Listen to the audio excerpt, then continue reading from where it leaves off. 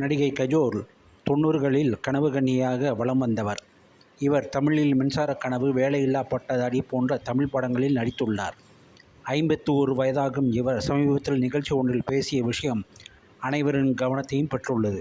உங்கள் மதிப்பை மற்றவர்களிடம் எதிர்பார்க்காமல் உங்கள் மனதுக்குள் நீங்களே தேடிக்கொள்ள வேண்டும். பிறர் நம்மை மதிப்பார்கள் என்று ஏங்குவது நம் நிம்மதியை நாமே கெடுத்துக்கொள்வது போலாகும். உங்கள் மதிப்பு மற்றவர்களின் பாராட்டை பொறுத்தது அல்ல. வெளியுலகத்திடம் மதிப்பை எதிர்பார்க்காதீர்கள். தேடும்போது ஏமாற்றமே மிஞ்சும். உங்களை நீங்களே முதலில் மதிக்க கற்றுக்கொள்ள வேண்டும் என்று கஜோல் அந்த நிகழ்ச்சியில் குறிப்பிட்டார். இந்த கருத்து பலரின் வரவேற்பை பெற்றது.